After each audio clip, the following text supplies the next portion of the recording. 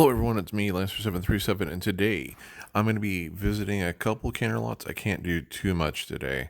Um, uh, I'm doing some other things. Some of that stuff may include some practice with making these MLP Halloween videos really, really good. There will be a couple videos, I think, that will not be Halloween MLP videos, but they're still going to be pretty cool. But I'm getting used to all the new tools I got with my editor. So some of the last videos I had come out are kind of like tech demos for seeing just what I can do. I'm using a DaVinci editor. It is amazing. It is super powerful. It also takes up an insane amount of room on my computer. But first, someone was curious about Dr. Hooves. And here we go. Here is Dr. Hooves. I may make a special video for him in the future, like a special one like what you're seeing with the MLP Halloween stuff. But for now, I'm just going to do a basic one. Here is his bio. Dr. Hooves keeps Ponyville's clock in sync, sets the hourglass for cider competitions, and takes care of all things timely, wimely. Now, that being said, I know there's a lot of fans of Doctor Who. The only thing I know about the series is what I'm familiar with in versus debates. You might not know this, but I'm really huge into like serious versus debates. And so I've seen the calculations for all the most dangerous and powerful things in their universe. Also drive people insane because I think the absolute most powerful things in Star Wars, especially in the Galactic Empire or Force Base, could beat the absolute most powerful things. And you might be saying to yourself, "Are you serious? You're talking about creatures that can turn a whole universe into cancer cheese." And yes, I am serious. And if you want me to talk about it in the chat or even make a video about it, I can tell you why. But other than that, I don't know. Like, I know feats for characters, like what they're capable of and the outputs for it. I don't know the characters themselves. I think there's like 8 or 9 different reincarnations of the Doctor, 10 or more if you include Doctor Who's, because I would consider it canon because he does reincarnate into different versions of himself. And I think he exists in other universes. That I could be wrong about, but I think he does. So let's do some altered reality with him. For the longest time, I couldn't do this because one of the updates ruined that capability. Okay, maybe let's get it to scan. Doesn't want to scan. Okay, so it might not be perfect. But here is Dr. Hooves chilling out in my room. Well, not my room. One of my living rooms. Yeah, I have more than one. So, this is a side profile.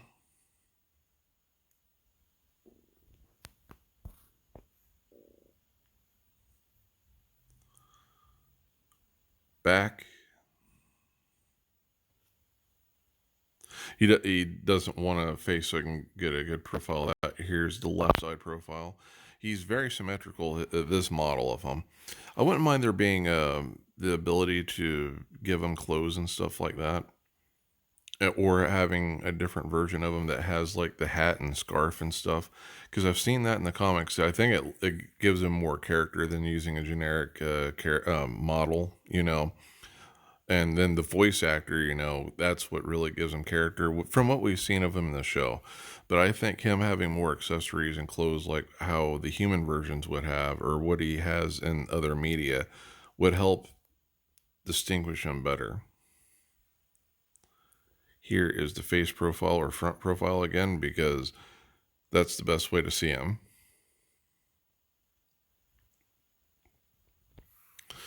But it's really cool. You can do so much with this different. Oh, it's set to green now. Now it's fully calibrated. Don't know how that happened, but it's set up fine now. But you can make them virtually any size. You can make them ant sized, or you can go insane and be like, you know what, I want him so gigantic that he's like Okay, can't see him. But like if I were outside and I stood back, you could see how gigantically and huge he is.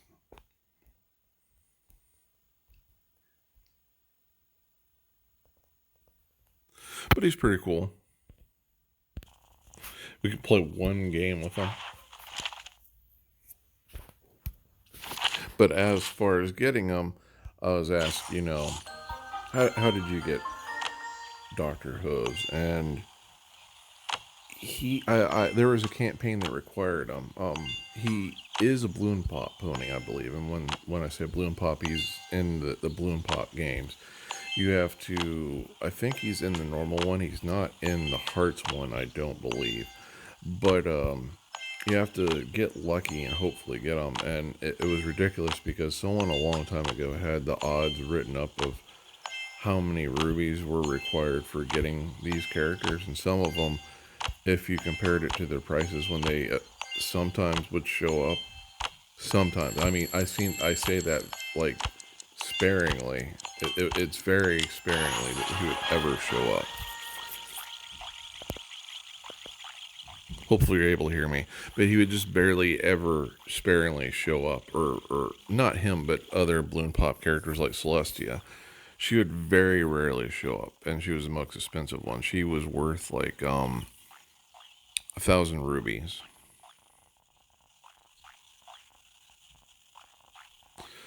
and the price of that was at the time was so insane, but also the price of paying rubies for the balloon pop game. So it's definitely the one where you have to pay rubies, and at the time, getting rubies was not easy at all. But it was so expensive that actually getting her flat out with the rubies would have been cheaper than hopefully randomly getting her. And I think there was only one person we knew where they got Celestia really fast, and so for them it was worth it. But usually it's not. But there was a couple of campaigns that had him and Derpy, and one campaign that had Trixie, and they're all balloon pops. And like they made them really cheap, especially Trixie. Trixie was the cheapest one ever because with her they made her literally 7 bits because that's because she was that critical to the story. It's like, here, pay 7 bits and you can have her for the story. It's like, yes, Trixie's mine.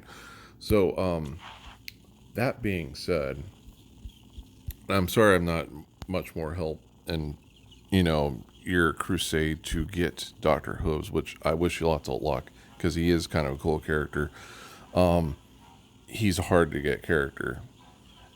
Unless that I can't talk. Unless that campaign comes back, which now that I think about it, I think it only happened once, and Dr. Hooves was essential to it. It probably will be difficult for you to get them. Your best bet, other than those two instances, would hopefully he shows up during a holiday event like for Christmas or Easter. Maybe even Halloween, but I kind of doubt it. He's not really a Halloween like character. But anyway, let's get a couple of visits in.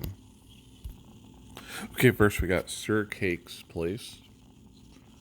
And they also have Celestia with her pet Phoenix, which at the moment I forget what name it is. Which means all their main six should have their pets.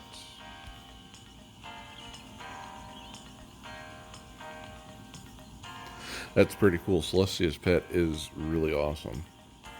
And thanks to a viewer, I now remember what Luna's pet is. It's an opossum named Tiberius, which is a really, really good name. I have a Star Wars character that I used to do stuff with that has a name that is very similar to that name. It's just a cool sounding name, so that works out. Their place is nice. If I were to pick a favorite spot,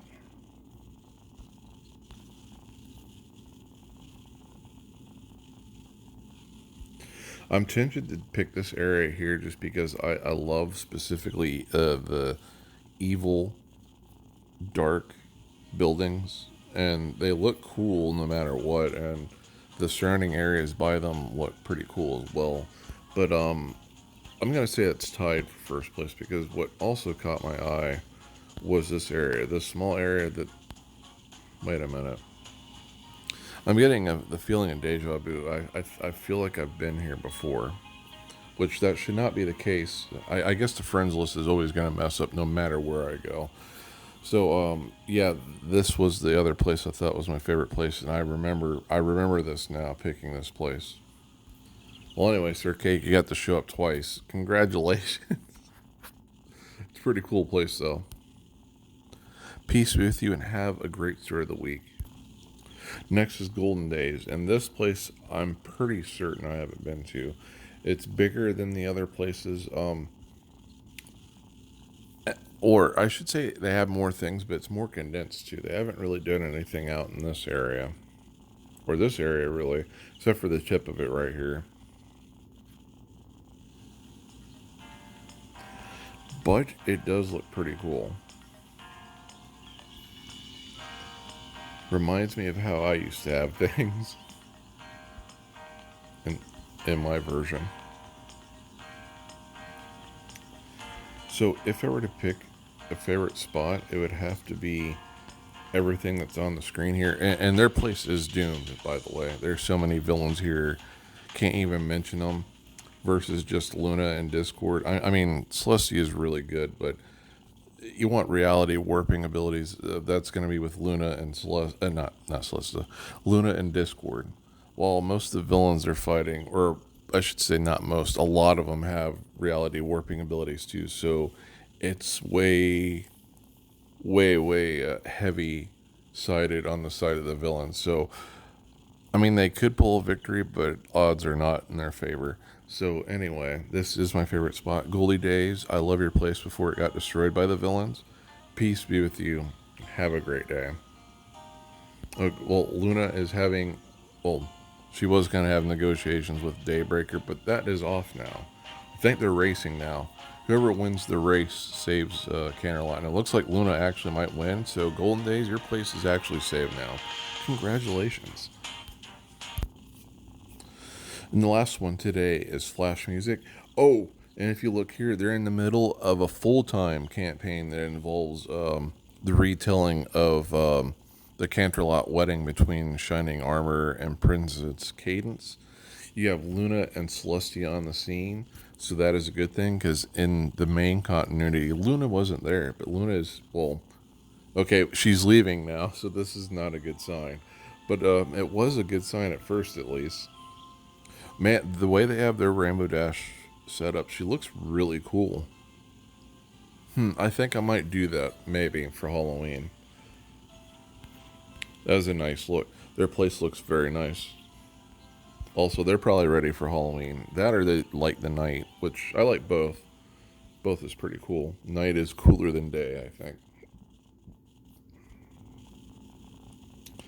They have lots of evil and villainy on the loose.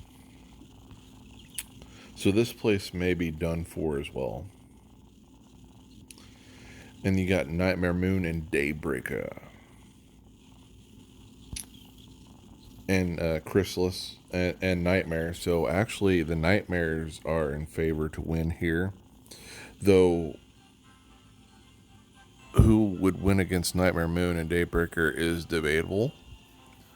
I'm under the impression that Nightmare Moon should technically be more powerful, but it seems like Daybreaker's experience with the way she uses magic. She uses magic that's both defensive and offensive at the same time, while Luna likes to use magic that's really, really powerful offensively and then use really, really powerful defensive magic. My opinion was she was gonna blindside Daybreaker. She was just pretending to be out, because if you see them react, they do both come at each other at the very last second before they are disappeared. But that is just my opinion. Oh, and then Nightmare Rarity is hanging out with King. Oh no, I forgot his name. Phalanx. I think it's Phalanx, which is sad because he is my favorite changeling. His name's just a weird name to me. I know it has to do with anatomy, but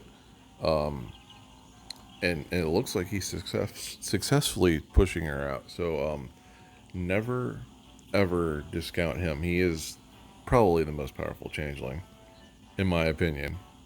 I mean, physically, magic wise, it's probably still Queen Chrysalis. So if I were to pick a favorite spot here,